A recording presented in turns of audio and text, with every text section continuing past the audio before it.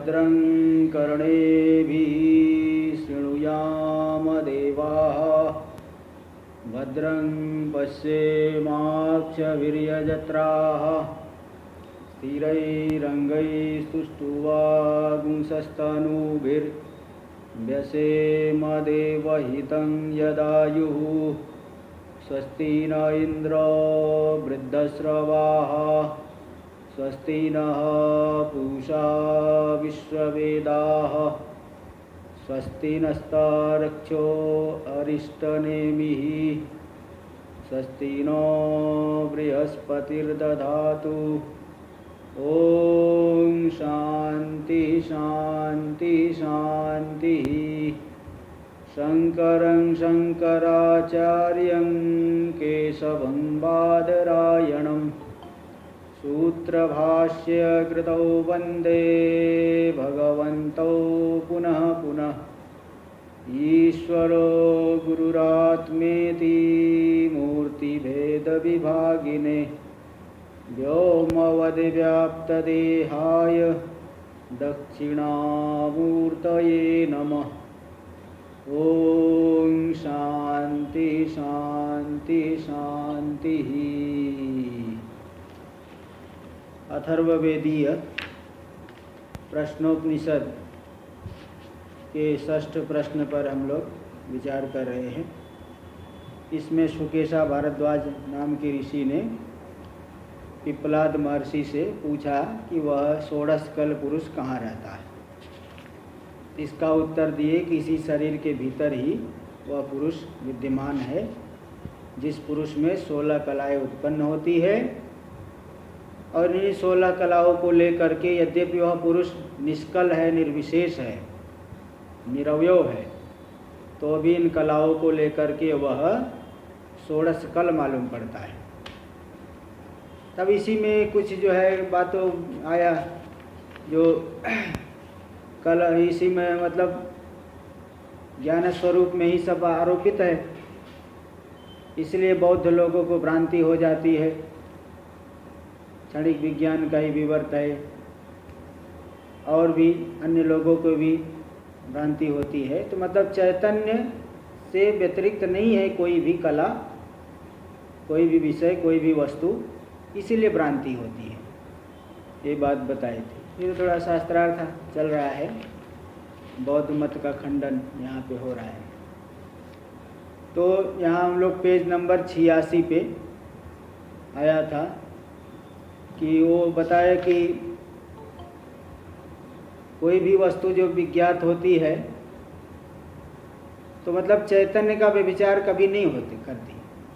वस्तु हो और चैतन्य का व्यभिचार कर दे, ऐसा कभी होता नहीं। जैसे रूप तो दिखाई पड़े लेकिन चक्षु नहीं है, आँख नहीं है मुझे, ऐसा नहीं हो सकता है। किंतु ज्ञान जो है ज्ञेय का व्यभिचार करता है। ज्ञेय जो विषय, ज्ञान का विषय है, वह ज्ञान का व्यभिचार नहीं कर सकता, किंतु ज्ञान ज्ञेय का व्यभिचार करता है। मतलब जैसे घट ज्ञान है, पट ज्ञान हो जाएगा, तो वहाँ घट तो नहीं रहा, विषय नहीं बना, लेकिन पट विषय बना। तो विषय बदल रहे लेकिन ज्ञान तो हमेशा रहता है, क्योंकि ज्ञान ही नहीं होगा तो किसी वस्तु को आप ज्ञेय नहीं कर सकते। ज्ञान के विषय को ही ज्ञेय कहते हैं। अब ज्ञान ही नहीं तो ज्ञेय कैसे कहोगे? इस तरह से कह दिए थे। फिर ये शंका किया कि सुषुप्ति में तो तो वहाँ पे कोई ज्ञेय नहीं है, इसलिए ज्ञान भी नहीं रह गया वहाँ पे, तो ज्ञान स्वरूप का भी विचार हो गया। तो फिर इस पे कहे कि नहीं, ज्ञेयावभासकस्य ज्ञानस्य आलोकवत् ज्ञेयाभिव्यंजकत्वात्। ज्ञेय विषय का प्रकाशक है जो ज्ञान, आलोक के समान ज्ञेय का अभिव्यंजक है। जैसे आलोक, कमरे के भीतर आलोक है, दीपक का प्रकाश है, तो उस दीपक के प्रकाश में घटपट आदि जितनी भी वस्तुएं हैं दिख जाती है। तो प्रकाश ने कोई घटपट आदि को उत्पन्न नहीं किया, बल्कि उन सब की अभिव्यक्ति कर दी है। तो जैसे आलोक अभिव्यंजक होता है, इसी प्रकार ज्ञान भी विषय का अभिव्यंजक होता है। तो इसलिए अब जैसे कमरे में घटपट नहीं है, कोई पदार्थ नहीं दिख रहा है, आलोक का प्रकाश होने पर भी कोई पदार्थ नहीं है, पूरा कमरा खाली है तो कोई पदार्थ नहीं दिखेगा। तो पदार्थ नहीं दिखने से अब पदार्थ है ही नहीं, नहीं दिख रहा है तो इसका मतलब आलोक नहीं है, ऐसा नहीं कह सकते। व्यंग्य अभिव्यक्त होने वाले पदार्थ नहीं है तो इसका मतलब आलोक नहीं है, ऐसा नहीं कह सकते। इसी प्रकार सुषुप्ति में विषय नहीं है तो इसका मतलब ये नहीं कि ज्ञान भी नहीं है। ज्ञान तो है, ज्ञान स्वरूप आत्मा, ज्ञान तो हमेशा रहता है। ज्ञान स्वरूप आत्मा तीनों का आलोक है। स्वव्यंग्या भावे आलोका भावानुपपत्तिवत सुषुप्ते विज्ञाना भावानुपपत्ति। सुषुप्ति में विज्ञान का भाव संभव नहीं है। इसकी हम टीका में चल रहे थे। टीका में देख लीजिए 6वीं पंक्ति में सुषुप्ते स्वरूपेण अपि अभावम संकते सुषुप्ते इति, वहाँ से चलेगा उसके आगे। किम तदानीम गेया भावेन ज्ञाना भाव साध्यते उत ज्ञानस्य अदर्शनाद्वा।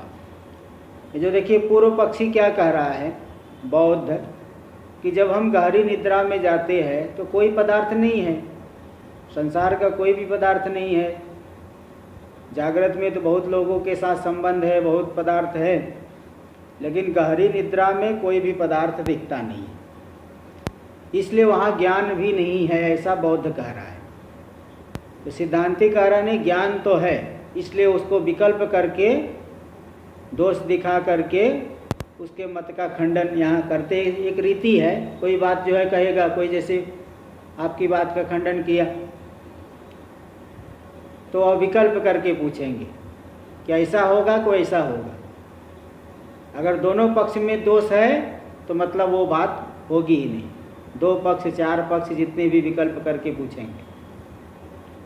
इसलिए जैसे कोई कहे कि आत्मा में संसार है तो आप विकल्प करके आत्मा में संसार कैसे, क्या माया से है कि स्वाभाविक रूप से है? अगर स्वाभाविक रूप से है तब तो संसार का कभी वियोग हो नहीं सकता है, और माया से है तो माया से दिखने वाली वस्तु तो सत्य नहीं मानी जाती। मायावी माया से बहुत चीज़ें दिखा देता है, तो क्या सत्य हो जाती है? ये है विकल्प से पूछने का। इस तरह से विकल्प से पूछ करके खंडन कर देंगे तो वो उसकी बात नहीं मानी जाती। तो देखिए, किम तदानीम गेया भावेन ज्ञाना भाव साध्यते उत ज्ञान से अदर्शनात्वा। सुषुप्ति में आप कह रहे ज्ञान नहीं है, तो क्या विषय गेय विषय नहीं होने से ज्ञान का अभाव आप सिद्ध करना चाहते हो? अथवा उत ज्ञान से अदर्शनात्वा। उत यानी अथवा, उत का अर्थ है अथवा, अथवा ज्ञान वहाँ नहीं देखा जाता इसलिए वहाँ पे ज्ञान नहीं है। आद्यपि पहले भी पक्ष में पहला 2 पक्ष हो गया। विषय का अभाव होने से ज्ञान नहीं है, अथवा ज्ञान का दर्शन ही नहीं हो रहा है, ज्ञान मालूम ही नहीं पड़ रहा है ज्ञान। तो पहले पक्ष में गेयस्य व्यंग्यत्वात्, गेय तो अभिव्यंग्य होता है। जैसे अभी उदाहरण दिए थे कि कमरे में घट नहीं है, प्रकाश रखे हैं, अब कमरे में घटपट नहीं है तो नहीं दिखेगा। अब घट नहीं दिख रहा है इसका मतलब प्रकाश नहीं है, ऐसा कैसे कह सकते हो? तो वही कहा, इसी बात को यहाँ भी दिखा रहे टीका में। आद्यपि पहले पक्ष में भी अगर कहोगे कि विषय का अभाव होने से ज्ञान का अभाव है, तो गेय तो विषय तो अभिव्यक्त होता है ज्ञान रूपी प्रकाश के द्वारा, इसलिए अभिव्यंग्य नहीं होने से, अभिव्यंजक नहीं है ऐसा नहीं कह सकते हैं, है ना। व्यंग्यत्वात्, गेय से व्यंग्यत्वात्, गेय तो प्रकाश से है, व्यंग्य है। प्रकाश के नहीं होने से प्रकाश नहीं है ऐसा नहीं कह सकते। इसलिए तद अभावात् व्यंजका भाव, व्यंग्य विषय के अभाव से व्यंजक प्रकाश नहीं है ऐसा नहीं कह सकते। जैसे घट नहीं है तो दीपक भी नहीं है ऐसा नहीं कह सकते। घट नहीं दिख रहा है तो दीपक नहीं कैसे कहोगे? घट है ही नहीं तो कहाँ से दिखेगा? ऐसे ही विषय का अभाव होने से ज्ञान नहीं है ये नहीं कह सकते, क्योंकि ये विषय तो ज्ञान के द्वारा अभिव्यक्त होता है। हाँ, इति वाह, तो ये ऐसा कहना चाहते हो? अथवा तयोर ऐक्यात्, अथवा ज्ञान और विषय, ज्ञान और ज्ञेय दोनों एक ही है, दोनों में एकता है, इसलिए एका भाव इतरा भाव।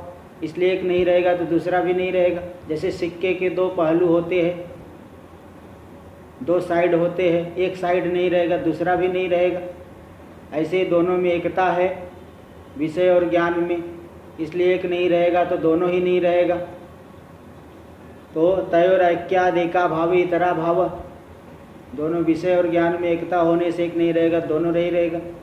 तिथि ऐसा कहना चाहते हो। नाद्यो पहला तो नहीं कह सकते कि विषय नहीं है तो ज्ञान नहीं है ना, व्यंग्य नहीं है तो व्यंजक नहीं है, घट नहीं है तो प्रकाश नहीं है, ऐसा नहीं कह सकते, क्योंकि व्यभिचारात, व्यभिचार देखा गया है। घट के नहीं रहने पर भी दीपक का प्रकाश होता है। घट ही नहीं तो कहाँ से दिखेगा, दीपक थोड़ी ऐसा कह सकते दीपक नहीं है। ऐसे विषय नहीं होने से ज्ञान का अभाव नहीं कह सकते। इसी बात को भाष्य में दिखाए न चौथी पंक्ति में, व्यभिचारयति चेत न गेयाओ भासकस्य ज्ञानस्य आलोकवद गेयाभिव्यंजकत्वात्। ज्ञान जैसे आलोक पदार्थ को दिखा देता है, ऐसे ज्ञान भी पदार्थ का प्रकाशक है।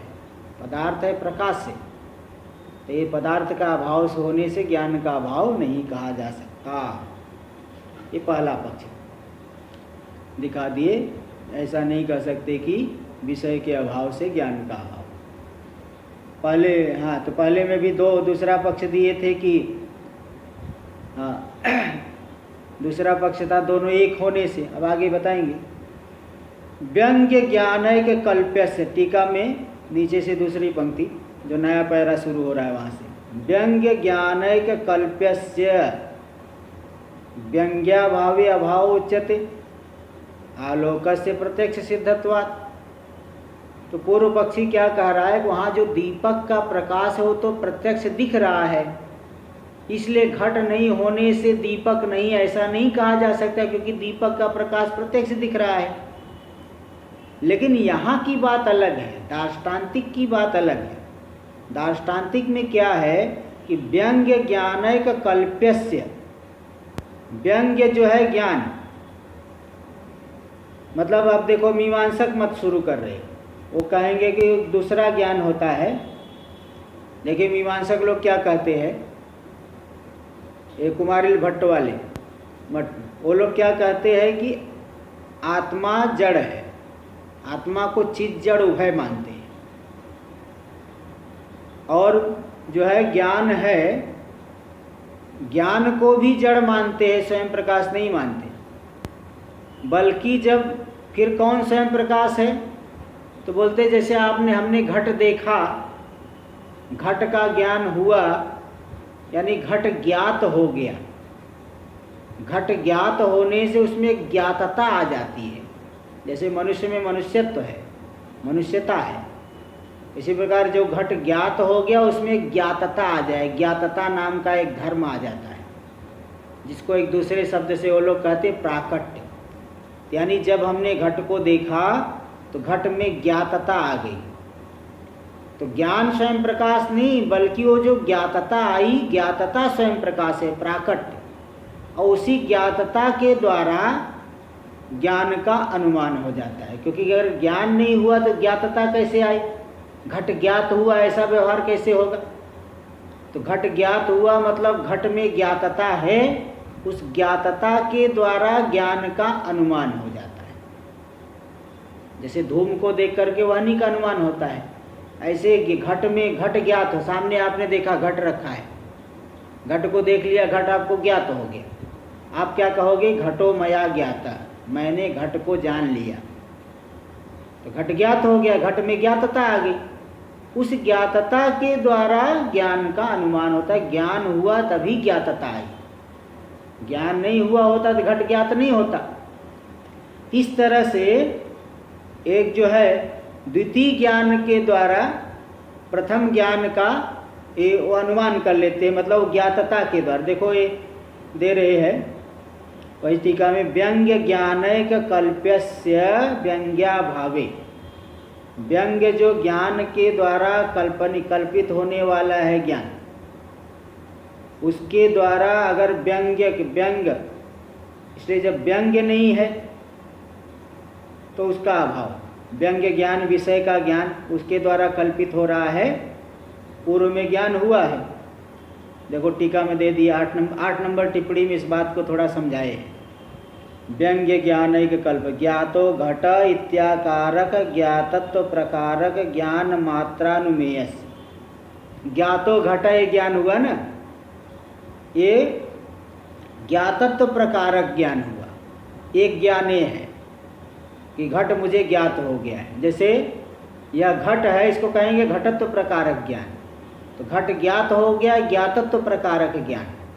इस ज्ञान के द्वारा पहले वाले ज्ञान का अनुमान हुआ। पहले ज्ञान नहीं हुआ है तो घट ज्ञात नहीं होता, इसलिए दूसरे ज्ञान के द्वारा पहले ज्ञान का अनुमान हो जाएगा। तो देखो वही बता दिए, व्यंग्य ज्ञान एक कल्प्यस्य, पहले ज्ञान के द्वारा अभिव्यक्त हो गया दूसरा ज्ञान, ज्ञातत्व प्रकारक ज्ञान। उस ज्ञान के द्वारा कल्पनीय होगा पहला ज्ञान, अनुमान किया जाएगा। तो व्यंग्याभावे अभावो उच्यते।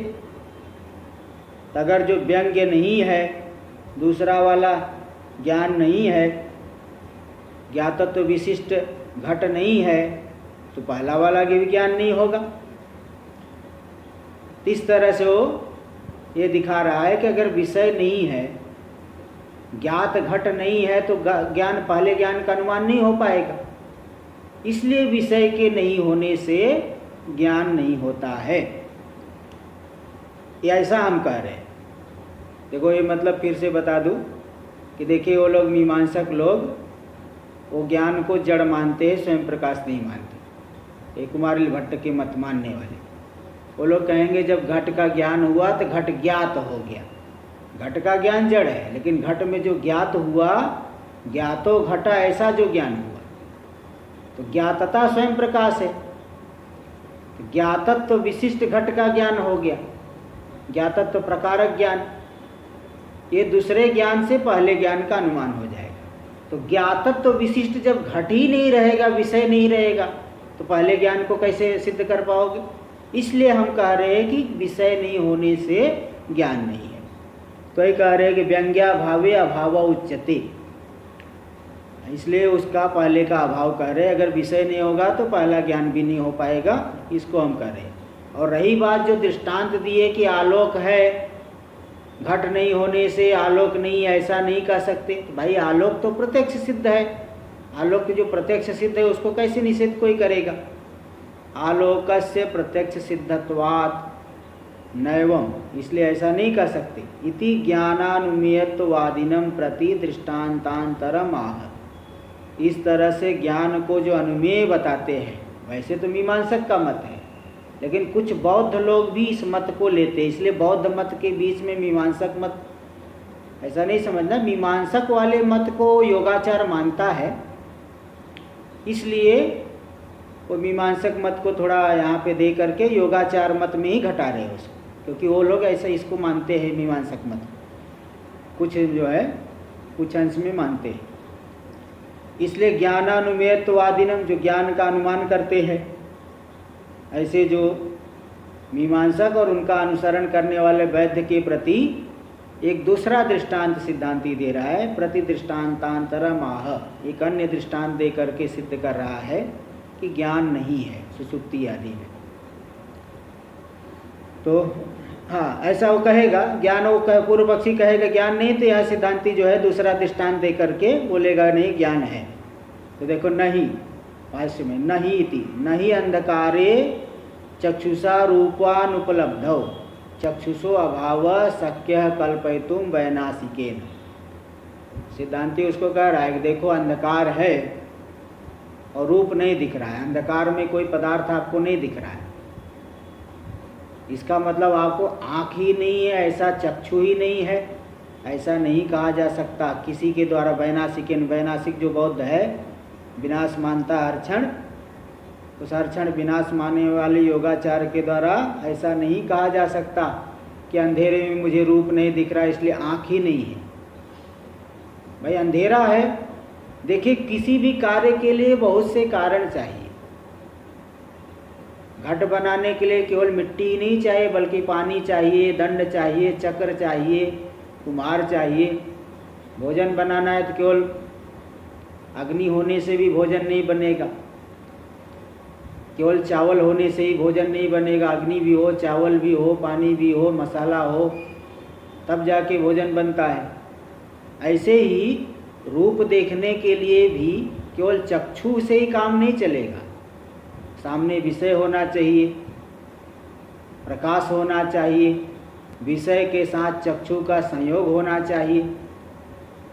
अब जब प्रकाश ही नहीं है और रूप नहीं दिखा तो ये नहीं कह सकते कि मुझे आँख नहीं है। अंधेरे में रूप नहीं दिखने से आँख नहीं, ऐसा नहीं कहा जा सकता।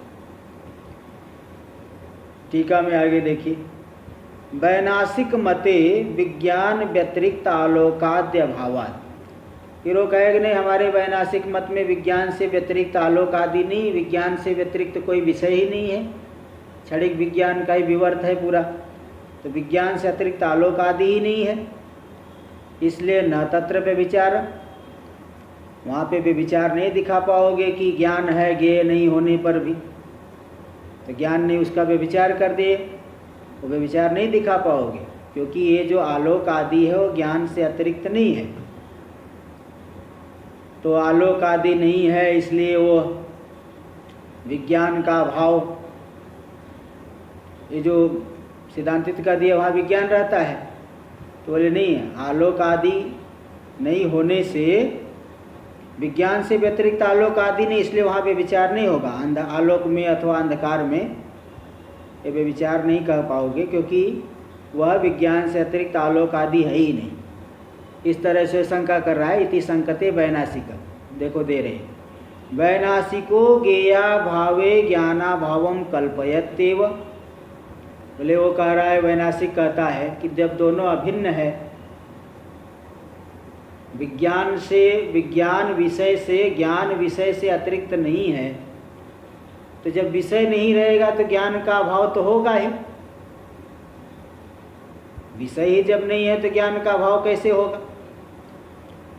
इसलिए वैनाशिको गेया भावे ज्ञाना भावम कल्पयत्येव, कल्पना करता ही है। इति चेत, यदि ऐसा कहो तो, शंका किया पूर्व पक्षी ने, सिद्धांती कह रहा है एक बात बताओ, विषय नहीं है इसको आप जान के बोल रहे हो कि नहीं जान के बोल रहे हो? अगर जान के बोल रहे हो तो गेया भाव का ज्ञान, जैसे आप कहोगे यहाँ घट नहीं है, घट नहीं है तो कुछ भी नहीं, ऐसा नहीं, अभाव का तो ज्ञान हो रहा है कि नहीं? इसलिए ज्ञान नहीं है ऐसा नहीं कर, मुझे घट का ज्ञान नहीं हो रहा है तो कोई भी ज्ञान नहीं, इसका मतलब नहीं, अभाव को तो जान रहे हो ना। इसी बात को यहाँ दिखा रहे, ये न तद अभावम कल्पयेत, जिस गेया भाव ज्ञान के, जिस गेय के अभाव के ज्ञान के द्वारा ज्ञान के अभाव की कल्पना करने का। देखो ज्ञान के अभाव की कल्पना किससे कर रहा है? विषय के अभाव के ज्ञान से। ज्ञान के अभाव की कल्पना कर रहे हो तो तस्य अभाव केन कल्प्यते, उसके अभाव की कल्पना कौन करेगा? भाई ये तो बिल्कुल विपरीत बात होगी। अब आप जान करके बोल रहे हैं कि यहाँ ज्ञान नहीं है, तो जब जान करके बोले तो ज्ञान नहीं, ऐसा कैसे कहोगे? अभाव क्या ज्ञान, विषय का अभाव है यहाँ, ऐसा जान के हम कह रहे हैं कि ज्ञान नहीं है, तो भाई ये तो विपरीत बात होगी। अभाव को जान करके कह रहे हो ज्ञान नहीं है, तो अभाव का ज्ञान तो हो गया। तो ये नहीं यानी जिस अभाव के, विषय के अभाव के ज्ञान के द्वारा ज्ञान के अभाव की कल्पना कर रहे हो, उस विषय के अभाव का ज्ञान, उसका अभाव कैसे सिद्ध कर पाओगे? यानी कुछ तो ज्ञान रह गया, अभाव का ज्ञान रह गया। तस्य अभाव केन कल्प्यते, उस अभाव के ज्ञान का अभाव कौन कल्पना करेगा, कौन बता सकता है? इति वक्तव्यम वैनाशिकेन, ऐसा वैनाशिक बौद्ध को बताना चाहिए। मतलब अभाव का ज्ञान तो जरूर है। भाई किसी चीज़ को आप कहोगे मेरे घर में ये नहीं, मेरे घर में वो नहीं है, तो जान के तो बोलोगे कि नहीं, बिना जान के बोलोगे? अगर जान के बोल रहे हो तो वही ज्ञान हो गया, वही ज्ञान रह गया। ज्ञान का सर्वात्मना पूरी तरह से अभाव नहीं कर सकते। टीका में देखिए इसी बात को दे रहे, कल्पयत्येव उक्त व्यभिचार स्थला भावेन व्यभिचारा भावात्।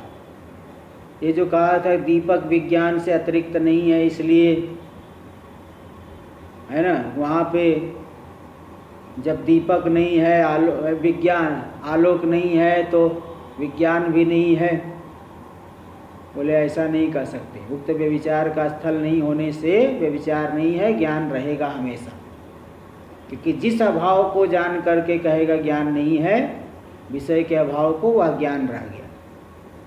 तो वही बात देखिए अर्थ, देखो तात्पर्य दे रहे हैं, एवं अपि ज्ञानाभाव कल्पकस्य। चलो ठीक है, विषय और ज्ञान में अभेद है मानते हैं, और विषय नहीं है, ज्ञेय नहीं है तो ज्ञान नहीं रहेगा। तो भी ज्ञानाभाव कल्पकस्य, ज्ञानाभाव को जो सिद्ध करने वाला है, कल्पना करने वाला, कौन सिद्ध करेगा? विषय के अभाव का ज्ञान सिद्ध करेगा। आप कैसे कह रहे हैं ज्ञान नहीं? क्योंकि विषय नहीं है। तो विषय के अभाव का ज्ञान, उसके द्वारा ज्ञान के अभाव की कल्पना कर रहे हो। तो वही करे, ज्ञानाभाव कल्पकस्य ज्ञेयाभावस्य ज्ञानम अंगीक्रियते न वा। ज्ञान के अभाव की कल्पना करने वाला जो ज्ञेयाभाव है, विषय का अभाव है, उसका ज्ञान है कि नहीं? उसको ज्ञान को आप मानते हो कि नहीं मानते? अगर मानते हो तो ज्ञानाभाव की सिद्धि नहीं हो पाए, क्योंकि अभाव का ही ज्ञान हो गया। आदे न ज्ञानाभाव सिद्धिस, पहले पक्ष में ज्ञान के अभाव की सिद्धि नहीं हो पाए, क्योंकि ज्ञान अभाव का ज्ञान तो रह गया। देखो वही तस्यैव अभाव ज्ञानस्य सत्वात्, वही अभाव का ज्ञान ही रह गया। इत्याह येन, देखो पंक्ति का अर्थ कैसे लगेगा, सीधे अर्थ कर रहे टीकाकार, येन ज्ञेयाभाव ज्ञानेन तद अभावम यानी ज्ञानाभावम कल्पयेत। जिस विषय के ज्ञेय के अभाव के ज्ञान के द्वारा ज्ञान के अभाव की कल्पना करना चाहेगा, तो विषय के अभाव का ज्ञान तो रह गया। तो तस्य ज्ञानस्य अभाव, विषय के अभाव का ज्ञान का अभाव कौन कल्पना कर सकता है? उसी के आधार पे तो आप सिद्ध करना चाहते हो, अभाव के ज्ञान के द्वारा ज्ञानाभाव। तो जो है उस ज्ञान अभाव के ज्ञान का अभाव नहीं कर सकते। तो उस ज्ञान तस्य ज्ञान से अभाव केन कल्प्यते, मतलब न केनापि कल्पयितुम शक्यते, शक्य, कोई भी कल्पना नहीं कर सकता, कोई भी सिद्ध नहीं कर पाए। और न द्वितीय, अगर वहाँ विषय के अभाव का ज्ञान नहीं है, क्योंकि आप कह रहे विषय नहीं इसलिए ज्ञान नहीं, तो विषय का अभाव है, तो अभाव को जान करके ज्ञान का अभाव सिद्ध करोगे। अगर अभाव का ज्ञान नहीं मानोगे, विषय के अभाव का ज्ञान नहीं मानोगे, तो क्या दोष होगा? इसको कह रहे न द्वितीय, न द्वितीय इत्याह तद अभावस्यापि, यानी विषय के अभाव का ज्ञान नहीं हम अगर स्वीकार करोगे तो ये नहीं कह सकते। यदि आप ऐसा कहोगे नहीं विषय के अभाव का ज्ञान नहीं है, तो जो दूसरा पक्ष है ज्ञान को नहीं मानोगे, अभाव के ज्ञान को, तो ये द्वितीय पक्ष ठीक नहीं है। क्योंकि नहीं जान करके कैसे आप सिद्ध करोगे? भाई अभाव को, विषय के अभाव को नहीं जान करके ज्ञान का अभाव कैसे सिद्ध कर पाओगे? आप सिद्ध क्या कर रहे हो? ज्ञान नहीं है। क्यों नहीं है? क्योंकि विषय नहीं। तो विषय के अभाव को जानोगे तभी तो ज्ञान का अभाव कह सकते हो। इसलिए दूसरा पक्ष कि वहाँ पे विषय के अभाव का ज्ञान नहीं हम मानेंगे, ऐसा सिद्ध नहीं कर सकते। इसी बात को दे रहे तदभावस्यापि ज्ञेयत्वात्। वो जो ज्ञेय, तत् से लेना ज्ञेय, विषय, विषय का अभाव भी ज्ञेय है, यानी वह भी ज्ञान का विषय बन रहा है। जैसे देखो आपके सामने कोई वस्तु रखी है, वह ज्ञान का विषय बन रही है, आप उसको जान रहे हो। वह उस वस्तु को हटा दोगे तब आप कहोगे वह वस्तु लेखनी नहीं, पेन नहीं है, लेखनी नहीं है। तो लेखनी के अभाव का भी तो ज्ञान हो गया ना, अभाव भी तो ज्ञान का विषय बना। तो इसलिए तद अभावस्यापि ज्ञेयत्वात्, ज्ञेय यानी विषय के अभाव भी तो ज्ञान का विषय बनेगा। तो ज्ञानाभावे तद अनुपत्ति, अगर उसका ज्ञान विषय के अभाव का ज्ञान नहीं मानोगे तो विषय के अभाव को नहीं कह सकते हो। जान करके ही किसी चीज़ को कह पाओगे। नहीं जान करके किसी चीज़ को आप नहीं कर सकते। विषय के अभाव के ज्ञान को आपको मानना पड़ेगा। नहीं मानोगे तो विषय का अभाव नहीं कर सकते, फिर ज्ञान का अभाव भी नहीं सिद्ध होगा। टीका में भी देखिए यही बात बता रहे। ज्ञेया भावस्यापि अज्ञातस्य ज्ञानाभाव कल्पकत्वा संभवात् अवश्यम ज्ञेयत्वात्। देखो एक चीज समझ लीजिएगा कि कारण भी कोई चीज दो प्रकार से बनती है। कोई वस्तु जो है ज्ञात होकर के कारण बनेगी और कई वस्तु है अज्ञात होकर के कारण अज्ञात होकर के भी कारण बनेगी।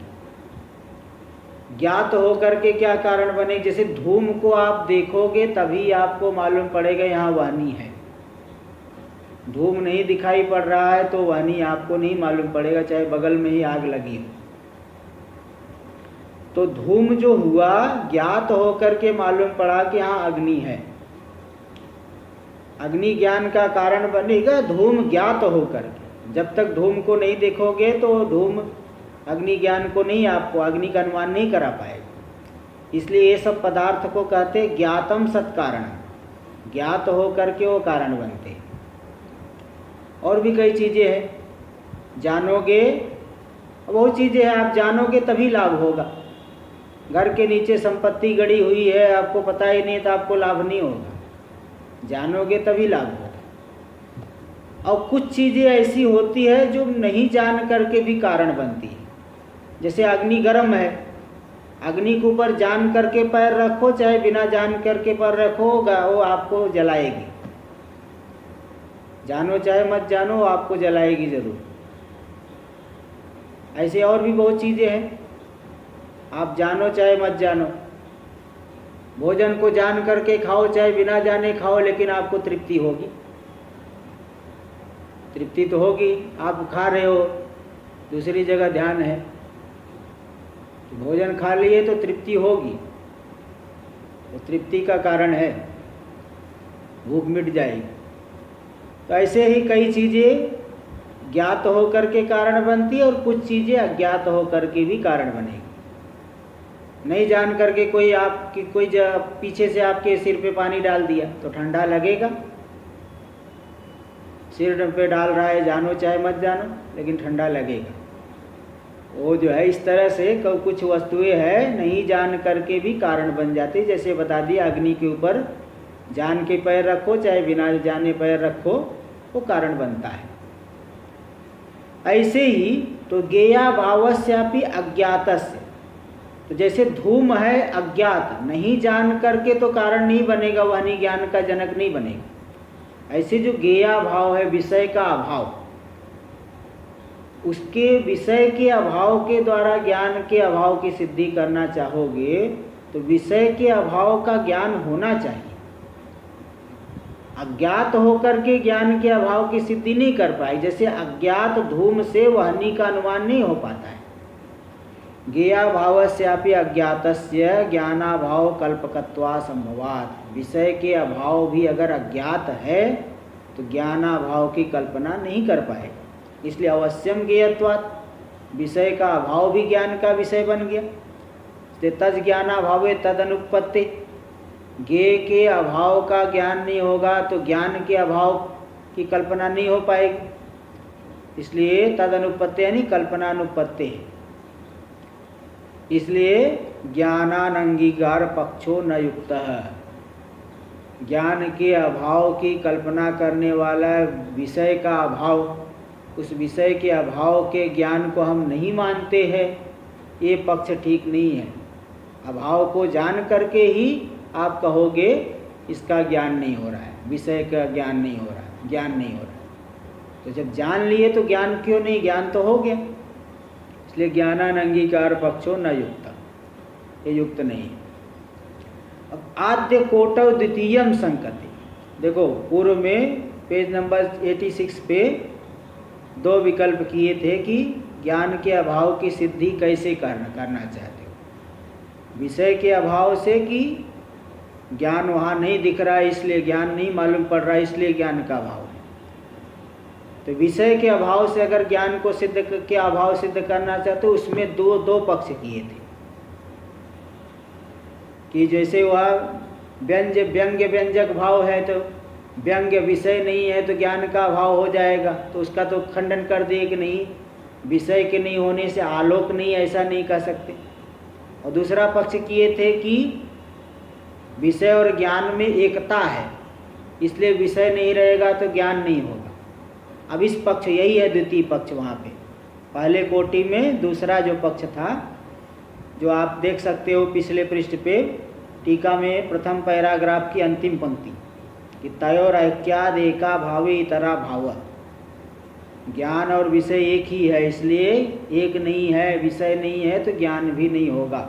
इसी पक्ष को आद्य कोटौ द्वितीय कल्पम, यही है द्वितीय कल्प आद्य कोटि में, उसको शंका कर रहे हैं शंकते गेयेति। तो देखिए बता रहे गेयेति ज्ञानस्य गेया व्यतिरिक्तत्वात्, देखो दे रहे भाष्य में, ज्ञान जो है विषय से अव्यतिरिक्त है, व्यतिरिक्त नहीं है, विषय और ज्ञान में एकता है, इसलिए गेया भावे ज्ञाना भाव, विषय नहीं रहेगा तो ज्ञान नहीं रहे क्योंकि दोनों में एकता है। विषय नहीं है तो जब दोनों एक ही है, दोनों में एकत्व है, व्यतिरेक नहीं है, परस्पर एक दूसरे से भिन्न नहीं है, तो जब विषय नहीं रहा तो ज्ञान का अभाव तो होगा ही। इति चेत, तो सिद्धांति करण न, ऐसा मत कहो। क्यों?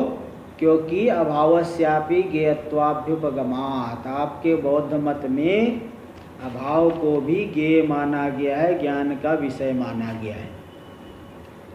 अभाव भी ज्ञेयो अभ्युपगम्यते, अभाव भी ज्ञान का विषय माना गया है, किसके द्वारा? वैनासिकैर, वैनासिक बौद्धों के द्वारा। और नित्यश्च, नित्य भी माना गया अभाव, इसलिए तद अव्यतिरिक्तम चेत ज्ञानम, अगर ज्ञान को अभाव विषय से अतिरिक्त नहीं मानोगे तो अभाव भी विषय है ज्ञान का, तो अभाव को नित्य माने तो ज्ञान भी तो नित्य हो गया। ठीक है, अभाव को आप लोग ज्ञेय मानते, विषय ज्ञान का विषय बनता है, तो जब अभाव नित्य है, विषय वो नित्य हो गया, तो विषय से अभिन्न ज्ञान भी नित्य हो जाएगा। तो वही कह रहे हैं वैनासिक नित्यस्य, वैनासिक लोग अभाव को ज्ञान का विषय मानते हैं और नित्य भी मानते हैं। और तदा व्यतिरिक्तम चेत ज्ञान, ज्ञान अगर उस विषय से, अभाव रूपी विषय से अव्यतिरिक्त हुआ, व्यतिरिक्त नहीं हुआ, भिन्न नहीं हुआ, तब तो ज्ञान भी नित्यम कल्पितम स्यात्, ज्ञान भी तो नित्य कल्पित हो गया, ज्ञान भी नित्य सिद्ध हो गया। तद अभावस्य च ज्ञानात्मकत्वात्, क्योंकि वो जो अभाव है, विषय का अभाव, वह भी तो ज्ञानात्मक है। अच्छा, तद अभावस्य मतलब यहाँ ले लिए ज्ञान का अभाव, घटादि ज्ञेय से, देखो एक नंबर टिप्पणी में दे दिए, घटादि विषय से अभिन्न जो ज्ञान, उस ज्ञान का अभाव भी वह ज्ञानात्मक हो गया। भाई ये कह दिए ना कि विषय का अभाव है, अभाव भी ज्ञेय हो गया, ज्ञेय होने से ज्ञान से अभिन्न है, तो ज्ञान से अभिन्न हो ज्ञानात्मक हो गया। अब जब अभाव को ज्ञानात्मक माने, देखो पहली बात यह है कि ज्ञान अगर अभाव से, जैसे कोई गरीब आदमी है और उसके मित्र, सेठ से मित्रता है, तो सेठ अपनी सहायता इसको करेगा, ये अपने हिसाब से उसको उसका कुछ काम कर देगा। तो दोनों में परस्पर, अगर दोनों में है संबंध, तो परस्पर एक दूसरे को उपकार करते हैं। इसी प्रकार ज्ञान और विषय में जब अभेद है तो अभाव भी विषय है, तो अभाव जब नित्य है तो ज्ञान भी नित्य हो गया। और दूसरी बात क्या है कि ज्ञान भी अभाव से अभिन्न है, अभाव भी ज्ञान से अभिन्न है, तो अभाव, जब ज्ञान तो भाव है, उससे अभिन्न हुआ अभाव, तो अभाव भी तब तो भाव रूप हो जाएगा। दोनों तरफ देखिए, ज्ञान अभाव से अभिन्न होने से अभाव जैसे नित्य है वैसे ज्ञान भी नित्य हो जाएगा, और अभाव ज्ञान से अभिन्न होने से जैसे ज्ञान भाव पदार्थ है, तब तो अभाव भी भाव पदार्थ हो जाएगा। वही कह रहे तद अभावस्य च ज्ञानात्मकत्वात्, ज्ञेय का अभाव भी ज्ञानात्मक है, इसलिए अभावत्वं वांग मात्रमेव। ये तो अभाव रूप वाणी मात्र, कहनी मात्र को कि अभाव है। जैसे कोई अपना नाम रख ले गरीब और है बहुत अमीर, अथवा नाम है करोड़ी मल, है कुछ भी नहीं, तो केवल नाम मात्र है। ऐसे अभाव जो अगर ज्ञानात्मक हो गया, अभाव ज्ञान से अभिन्न है तो ज्ञानात्मक हो गया, भाव रूप हो गया, तो अभाव कहना बिल्कुल गलत है। तो कहने मात्र को, वाणी मात्र के लिए, नाम मात्र के लिए अभाव हो गया, वास्तव में वह भाव हो गया। न परमार्थत्व अभावत्वम अनित्यत्वम च ज्ञानस्य। इस तरह से सिद्ध हुआ कि परमार्थ रूप से ज्ञान का अभाव भी नहीं और ज्ञान में अनित्यत्व भी नहीं, ज्ञान नित्य हो गया और उसका अभाव भी नहीं। टीका में देख लीजिए, ये थोड़ा शास्त्रार्थ वाला प्रसंग हम लोगों को तो ठीक है, कुछ भी एक जैसा ही है, लेकिन थोड़ा कठिन लगेगा आपको, लेकिन ये समझाने की कोशिश मैं करता हूँ। तो देखिए, हाँ जी, हमारे सर के ऊपर से जा रहा है।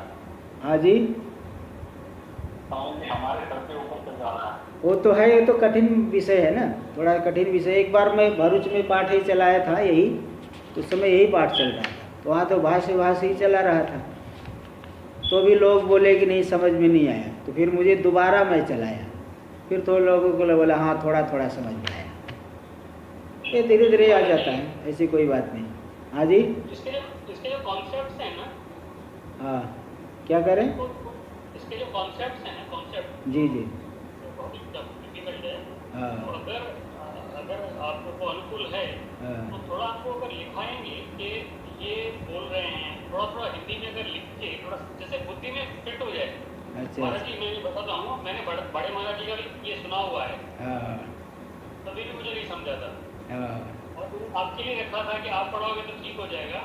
थोड़ा भी मेरी को याद है ऑनेस्टली। नहीं, तो जहाँ नहीं समझ में आया मैं बता दूंगा। नहीं, तो मेरा ये था कि ये जो पूरा जो चैप्टर का ये जो शास्त्रार्थ है ना, हाँ, तो थोड़ा समय ज़्यादा लगे कोई प्रॉब्लम नहीं है। हाँ, उसमें क्या चीज़ बोल रहे हैं, उसका मतलब क्या है, हाँ। जैसे स्कूल में कैसे बच्चों को पढ़ाते हैं ना, वैसे हाँ। अगर लिखाएंगे तभी सबको समझ में आएगा। देखिए, लिखाने वाली बात तो हिंदी में अनुवाद किया हो, जो पुस्तक आपके सामने है वो तो वो अनुवाद किया हो, वो आप देखिए उसमें। हाँ, टीका का तो थोड़ा वो इंडिकेट करते जाइए। अब इतना थोड़ी इतना लिखाया, इतना लिखाना तो मुश्किल काम है ना। थोड़ा मेन पॉइंट जो है आप लिख सकते हैं। जैसे यहाँ विकल्प कर रहे तो उसका जो है दो थोड़ा वो कर लीजिए, दो मतलब दो विकल्प कर रहे तो दो जैसे टेबल बनाते हैं, जैसे हर संग्रह में बना के रखे हैं, वैसा आप बना सकते हैं, तो इसमें मालूम पड़ेगा। तो यहाँ मुख्य मैं ये बता दूँ कि जैसे विषय के अभाव से मैं सामान्य रूप से दोनों जो पक्ष आए हैं वो पहले बता देता हूँ। पहले क्या कहा कि विषय का अभाव होने से ज्ञान के अभाव की सिद्धि कर रहे हैं, मतलब सुसुप्ति में ज्ञान नहीं है। कैसे ज्ञान नहीं है, कह रहे विषय नहीं होने से ज्ञान नहीं। तो विषय नहीं होने से ज्ञान का अभाव अगर कह रहे हो, पहला पक्ष था। हाँ, विषय नहीं होने से ज्ञान का अभाव कह रहे, ज्ञान नहीं मालूम पड़ रहा है इसलिए। तो पहले में दो विकल्प किए थे। क्या विकल्प किए कि विषय नहीं होने से मतलब विषय है व्यंग्य। जैसे घट है, अंधेरे में दीपक लाओगे तो घट की अभिव्यक्ति हो जाए, घट हो गया अभिव्यंग्य, और दीपक हो गया अभिव्यंजक। इसी प्रकार विषय है अभिव्यंग्य यानी प्रकाश, और ज्ञान है अभिव्यंजक। तो जैसे आप कहोगे कि विषय नहीं होने से ज्ञान नहीं है, तो भाई ऐसा नहीं होता है। जो प्रकाश से वस्तु के नहीं होने से आलोक नहीं है, ऐसा नहीं कह सकते। ऐसे ही विषय प्रकाश से है, उसके नहीं होने से ज्ञान नहीं है, ऐसा नहीं कह सकते। एक जो है खंडन इसका ये किए थे। और दूसरा ये बताए थे कि दोनों में एकता होने से एक नहीं है तो दूसरा नहीं है। वो अभी ये चल रहा था, अभी यही जो चल रहा था, एकता होने से एक नहीं है तो दूसरा नहीं है ऐसे। तो बोले देखो भाई, अगर आप विषय और ज्ञान में एकता कह रहे हो तो विषय का विषय नहीं होने से ज्ञान नहीं, ज्ञान नहीं ऐसा नहीं कह पाओ, क्योंकि विषय नहीं है, इसको जान करके बोलोगे ना ज्ञान नहीं है। तो विषय के अभाव ज्ञात हो, जैसे धूम को जान करके ही आप कह सकते हो हानि नहीं है, ऐसे ही विषय के अभाव को जान करके ही आप कहोगे ज्ञान नहीं है। तो विषय के अभाव का ज्ञान तो हो गया ना, इसलिए ज्ञान नहीं ऐसा नहीं कह सकते। दूसरी बात क्या है कि विषय का अभाव जो है, अभाव को नित्य मानते हैं। अभी ये टीका में आएगा, इसको हम कल ही लेंगे। तो अभाव को लोग नित्य मानते हैं। तो जब अभाव नित्य है, अभाव भी ज्ञान का विषय बनता है, ऐसा वो लोग भी मानते हैं। तो ज्ञान और विषय में अगर अभेद है तो अभाव भी विषय बना, नित्य है, तो उससे अभिन्न ज्ञान भी नित्य हो जाएगा। तो मतलब क्या है कि अभाव से अभिन्न ज्ञान नित्य हो गया, क्योंकि अभाव नित्य है। और ज्ञान से अभिन्न जो अभाव है, तो ज्ञान तो भाव पदार्थ है, अभाव भी भाव पदार्थ हो जाएगा। यही बताए, इसलिए ज्ञान का अभाव और ज्ञान में अनित्यत्व नहीं कर सकते।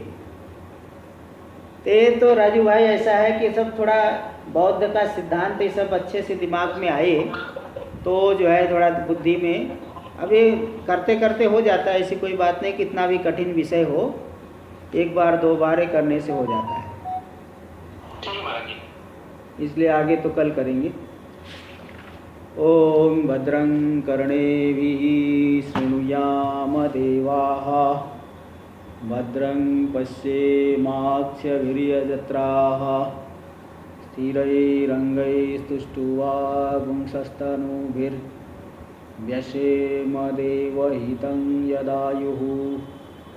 स्वस्ति न इन्द्रो वृद्धश्रवाः, स्वस्ति नः पूषा विश्ववेदाः, स्वस्ति नस्तार्क्ष्यो अरिष्टनेमिः, स्वस्ति नो बृहस्पतिर्दधातु।